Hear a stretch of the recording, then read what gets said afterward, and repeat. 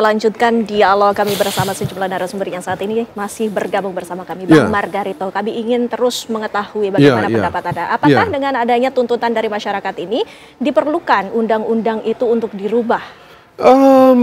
Oke, undang-undang ini, apalagi undang-undang politik ini ya, undang-undang politik ini undang-undang yang paling artifisial, yang paling based on sosialnya itu paling longgar begitu. Jadi oke saja begitu ya. Kita hanya pikirkan betul-betul mesti kita tahu apa yang dikenal dalam ilmu hukum itu dengan unintended expected. Apa itu unintended expected? Hal-hal yang tak terpetakan hari ini, itu mesti kita petakan betul. Sebab begini, katakanlah sekarang kita rancang undang-undang atau pasal begitu ya. Oke, anggota DPR yang diprotes oleh masyarakat mundur. Nah, saya sama Anda bersaing. Saya yang menang. Win, gunakan aja orang-orang tuh suruh protes tiap hari, protes bla bla bla bla bla bla bla bla, Margarito berhenti dia. Habis. Atau sebaliknya. Itu bisa terjadi. Nah, ini kita mesti perhitungkan. Sebab kalau tidak, undang-undang itu, celah undang-undang atau loophole undang-undang itu justru dimanfaatkan oleh orang lain. Dan itu bisa membahayakan, tidak fair juga kita menciptakan. Nah, karena itu saya tidak anti kalau memang kita punya ekspektasi atau kita punya mimpi untuk mengubah undang-undang, ubah aja. Tetapi kita mesti pastikan bahwa kita dapat memetakan semua intended expected itu, lalu kita tutup sejauh mungkin agar undang-undang itu tidak melahirkan tindakan-tindakan yang tiran dalam tanda petik gitu. Itu aja, itu saja. Soal ubah ya ubah aja. Cuma itu sekali lagi petakan betul, simulasi betul, kenal betul apa yang disebut dengan unintended expected itu agar tidak menciptakan loophole yang loophole itu justru nanti merusak kehidupan kita berbangsa dan bernegara. Kita mesti kita pakai sebagai patokan. Ya, Mas Haikal, dengan adanya penonaktifan dari beberapa anggota DPR ini tentunya ada kekosongan sehingga di waktu itu ada mungkin PAW yang menjadi mekanismenya. Tapi sesungguhnya dengan adanya kekosongan itu kita juga mengetahui bahwa tidak ada artinya di nonaktifan itu mereka tetap menerima gaji, tetap menerima fasilitas dari negara. Itu seperti apa, Mas Haikal? Ya, kalau kita bicara terkait dengan PAW itu harus ada pemberhentian antar waktu dulu. Jadi harus ada pemberhentian nih partai politik, entahlah ya modelnya seperti apa, entah alasannya apa, seperti yang tadi kita sampaikan, ada bisa mengundurkan diri, ada juga bisa diberhentikan. Tapi yang jelas PAW itu baru bisa dilakukan ketika kemudian kursi itu sudah kosong. Nah, kalau kursinya belum kosong, gimana kita mau PAW? Karena kan yang bersangkutan itu bagaimanapun rakyat kemudian merasa kita harus. Ya, saya pribadi juga mengatakan kita pengen mengganti gitu. Tapi kita harus ingat bahwa yang bersangkutan juga dipilih berdasarkan proses demokrasi, berdasarkan pemilu. Jadi artinya apa? Ada suara rakyat yang juga dititipkan kepada mereka. Walaupun mereka kemudian kita anggap kemudian tidak berhasil menjalankan suara rakyat dititipkan kepada mereka, tapi ada proses yang harus dijalankan. Dan berkaitan dengan proses tadi seperti yang disampaikan Bang Margarito misalnya terkait dengan apakah ini bisa diubah aturannya. Ya bisa saja, dan itu ada banyak modelnya. Kalau misalnya seperti model recall dari masyarakat, itu juga dikenal di berbagai negara. Ada kemudian model recall dari partai seperti yang kita gunakan di Indonesia dan sebagainya. Nah, itu memang tergantung juga dengan sistem pemilunya akan seperti apa. Kecenderungannya kalau yang menggunakan recall dari masyarakat itu adalah negara-negara yang menggunakan sistem mayoritas pluralitas. Jadi dia itu wakil di satu dapil itu hanya satu. Jadi seperti model DPD lah, cuman wakilnya hanya satu di per dapilnya. Nah, biasanya itu menggunakan recall dari masyarakat atau recall dari warga. Dan itu pun penggantiannya tidak bisa serta-merta. Harus dilakukan pemilihan ulang. Gitu. Nah, kalau dengan sistem proporsional yang biasanya lebih lazim digunakan adalah seperti yang digunakan saat ini di Indonesia, yaitu recall itu berdasarkan dari partai atau dengan putusan-putusan proses hukum yang berjalan.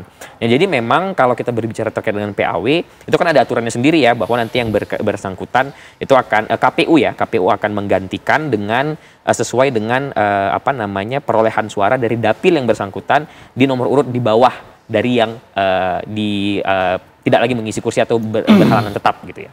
Nah, jadi memang proses itu ada prosesnya tersendiri, namun itu tadi kembali lagi catatannya adalah itu tidak bisa dilakukan ketika kemudian kursinya belum kosong. Nah, kalau sekarang kan kursinya belum kosong, jadi proses PAW itu pun tidak bisa dilaksanakan. Gitu. Artinya meskipun sudah nonaktif dan saat ini mungkin misalkan ada yang menjabat dari posisi tertentu, mereka sudah tidak aktif di DPR sebagai yang menjabat itu, tetap dianggapnya tidak kosong, sehingga apa yang seharusnya dilakukan oleh partai politik untuk kemudian kemudian ada PAW tersebut? Ya itu tadi, kan kita harus melihat alasan-alasannya ada begitu banyak ya. Ada pelanggaran etik atau pelanggaran pidana. Nah itu kan menjadi alasan-alasan seseorang yang menjabat sebagai anggota DPR itu bisa berhalangan tetap ya. Atau yang kita kenal dengan berhalangan tetap atau diberhentikan gitu ya. Entah itu berhenti, entah itu diberhentikan. Pokoknya itu dalam kerangka berhalangan tetap. Nah, dalam kerangka tersebut itulah nanti akan dimulai prosedur PAW. Tapi kalau yang bersangkutan misalnya bahkan ketika seorang anggota DPR itu masih menjalani proses persidangan pidana dan dia masih menjadi terdakwa, belum ada putusan hukum yang berkekuatan hukum tetap, dia tidak bisa diberhentikan. Dia tidak bisa diberhentikan. Dia hanya diberhentikan sementara. Itulah pemberhentian sementara tadi. Dan itu berlaku kalau saya tidak salah di dalam pasal 244 itu 3 bulan dan bisa ditinjau kembali. Nah, artinya apa? Artinya memang ini tadilah ya sistem yang kita gunakan memang mengharuskan adanya proses hukum yang berjalan. Kembali lagi, ini bukan berarti kemudian rakyat tidak memiliki kekuatan untuk mendesak pemberhentian dan segala macam. Tapi ini dalam kerangka untuk menjaga proses tadi. Karena kan kita tidak ingin juga kedepannya misalnya kalau hal seperti ini terus-menerus dilaksanakan misalnya, partai bisa sewenang-wenang menarik anggotanya, menggantikan anggotanya. Bahkan kan sudah ada putusan MK. Bagi calon anggota legislatif terpilih di pemilu saja itu harus ada alasan yang jelas. Baru kemudian bisa digantikan sebelum dilantik. Kan gitu. Jadi memang sebenarnya ya inilah ya kita bagaimanapun harus melihat ini sebagai satu kesatuan sistem. Tidak bisa kemudian kita pecah-pecah hanya dalam satu aspek saja kemudian kita melihat dan ini misalnya keengganan dari partai dan sebagainya macamnya. Jadi kami karena kami fokus ke dalam proses sistem ini dan kami makanya dari itu tadi kami kami mendorong untuk kemudian yang bersangkutanlah yang mengundurkan diri agar ini prosesnya selesai gitu ya. Agar prosesnya selesai dan kemudian bisa dilangsungkan PAW dan tuntutan masyarakat pun bisa terjawab dengan hal itu. Gitu. Iya. Ada problem ya? Silakan. Ada problem loh ini. Kalau kita lihat yang menjadi sebab kenapa sekarang muncul orang menghendaki agar mundur macam-macam ini, itu kan bukan cuma manusia 4 orang ini. Yang joget-joget, yang ke kiri, ke kanan itu banyak orang. Kenapa cuma 4 yang diburu? Kenapa cuma 4 yang diburu? Yang joget-joget ke kiri, ke kanan itu ada begitu banyak orang. Saya hitung-hitung itu sekitar kita 14 orang. Tapi sesungguhnya dari beberapa orang tersebut yang sudah dinonaktifkan itu, ada yang menyampaikan yang menyakiti hati dari masyarakat itu. Oke, saya setuju. Kalau kita the whole problem atau the whole fact, begitu ya. Orang ini kita boleh bilang dia melakukan 2 kesalahan. Joget-joget lalu ngomong. Begitu ya. Dua-duanya salah. Anda joget juga salah. Etik gitu ya. Dari segi etik, perilaku gitu, etik. Terus kenapa cuma 4? Yang ditembak. Yang ini tidak. Sama-sama salah. Bahwa ini salah lebih berat, iya ini salah juga. Karena gue joget juga. Lain soalnya nanti kalau di MKD, misalnya kalau diperiksa di MKD terus bilang, oke, Anda diberhentikan karena Anda bukan joget. Tetapi Anda ngomong sembarangan itu, tuturmu salah, tuturmu menyakitkan, tuturmu melukai, tuturmu merendahkan rakyat. Itu aja Anda salahnya, bukan joget-joget kiri ke kanan itu. Nah itu lain lagi soalnya. Tetapi saya begini jauh yang saya dapat kenali, ada 2 hal itu. Ini udah joget-joget ke kiri ke kanan, ke kiri ke kanan. Lalu satu lagi tutur katanya menyakiti di dalam penilaian banyak orang.